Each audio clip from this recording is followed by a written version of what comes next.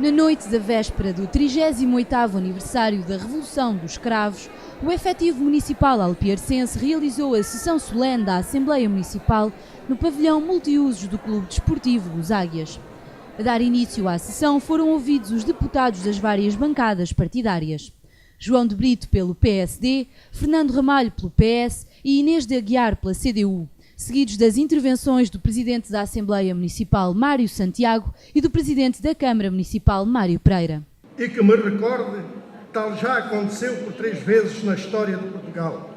Foi no dia 1 de dezembro de 1640, considerado o dia da Restauração, quando uma revolta que alastrou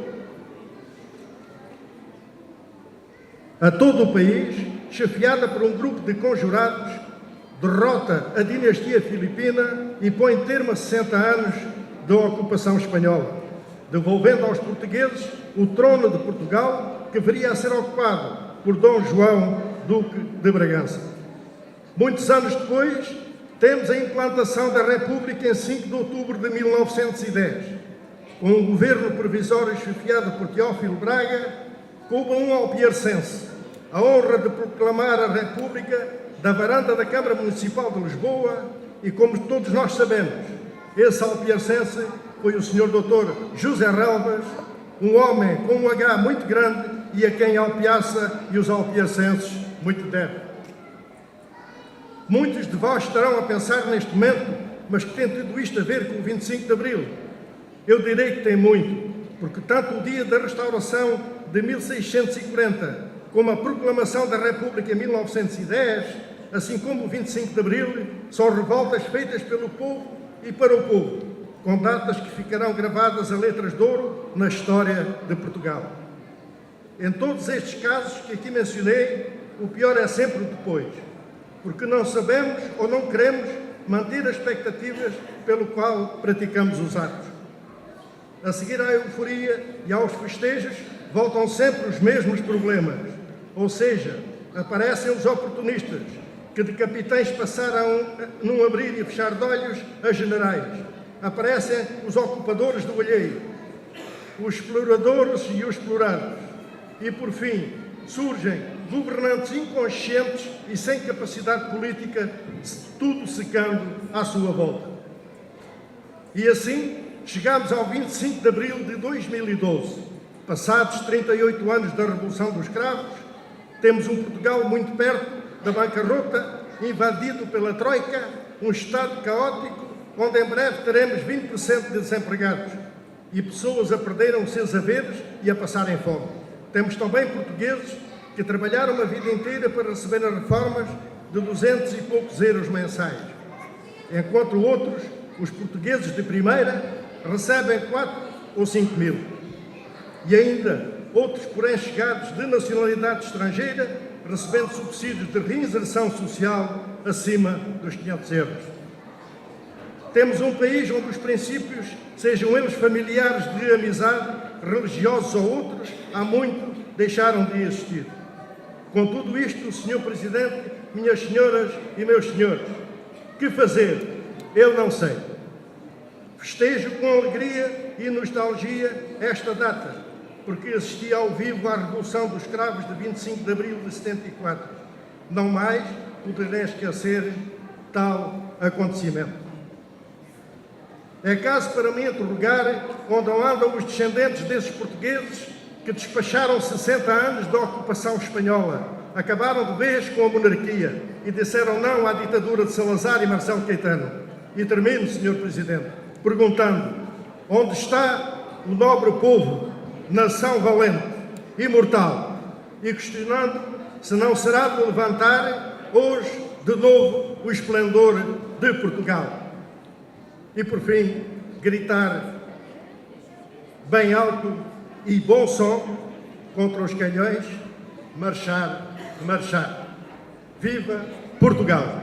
Excelentíssimo Sr. Presidente da Assembleia Municipal de Alpiarça, Excelentíssimo Sr. Presidente da Câmara Municipal de Alpiarça, Excelentíssimos Srs. Vereadores, Excelentíssimos Srs. Deputados Municipais, Reverendíssimo Pároco da Paróquia de Santo Eustáquio de Alpiarça, minhas senhoras e meus senhores.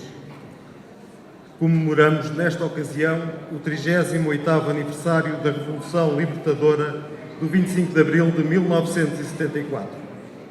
38 anos significam uma idade madura em que já é possível fazer um balanço significativo das opções nacionais tomadas durante a juventude do processo revolucionário. Como em qualquer jovem, houve devaneios, ilusões e a tentação de seguir caminhos indicados por falsos profetas dos amanhãs que cantam. A tempo, com coragem, inteligência, determinação e amor pela liberdade e pela pátria, esses devaneios foram sendo corrigidos por aqueles que souberam guiar a revolução por bons caminhos. Nunca é demais lembrar nesta ocasião o insigne português que se chama Mário Soares, que mais uma vez, numa conjuntura difícil, nos chama à defesa da liberdade e dos valores de Abril. Em primeiro lugar, os bons caminhos que a Revolução tomou, temos de referir a instituição e consolidação de uma República Democrática. Não apenas de nome, como muitas farsas que existiram e continuam a existir, mas real e com expressão concreta, com eleições livres e justas, com liberdade de expressão e com um poder local forte e disseminado.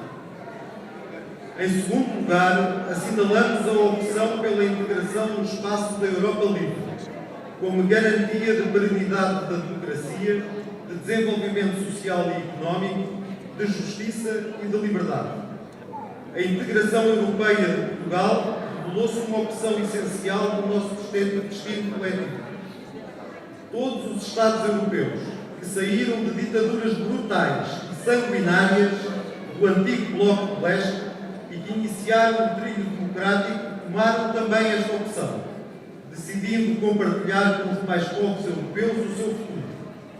Deve ser salientado o pioneirismo do 25 de Abril como farol de liberdade para a Europa.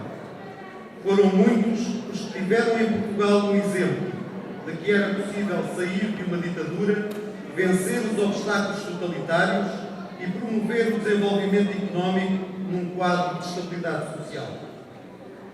A história há de reconhecer o papel visionário de Mário Soares, de Carlos da Mota Pinto e de Freitas do Amaral, na persistência que conduziram o país à integração europeia. Ao contrário de outros, como é o caso do atual Presidente da República, que na véspera da assinatura dos tratados ainda hesitava. Se hoje não estamos bem, como estaríamos se tivéssemos optado por não integrar o projeto europeu? A situação da Europa é hoje substancialmente diferente daquela que encontramos na altura da adesão de Portugal. O modelo europeu caracterizava-se por um Estado social de direito, baseado na solidariedade entre gerações e entre Estados. Devido à crescente influência do capitalismo financeiro e de cartilhas políticas e ideológicas ultraliberais, devido à globalização com a emergência de novas economias competitivas, devido à fraca natalidade no espaço europeu, à falta de lideranças fortes e, entre outros motivos, atualmente o Estado Social está em crise por toda a Europa e os egoísmos nacionais surgem por todo lado. Nesta altura de crise profunda, é a hora dos socialistas e dos cristãos-democratas europeus se unirem e, de novo, impulsionarem a construção solidária da Europa. Já começámos a sentir o aparecimento da resistência forte à situação atual. É tempo de acabar com a dormência e resignação que acometeu toda a esquerda democrática europeia. É necessário a emergência de novos valores que ponham o homem acima do capital e de novas políticas que regulem os mercados e ponham travão à soberba e à falta de ética. Desgraçadamente, em Portugal, assistimos a uma tentativa da direita mais radical na distribuição deliberada de todo o Estado Social, muito para além do que os constrangimentos financeiros exigiriam. O governo anterior, do Partido Socialista, sempre teve presente que a diminuição na proteção social não podia ultrapassar certos limites. Hoje, estes limites já foram ultrapassados, em muito, e não são temporários. Por vontade dos governantes, serão definitivos e não se ficarão por aqui.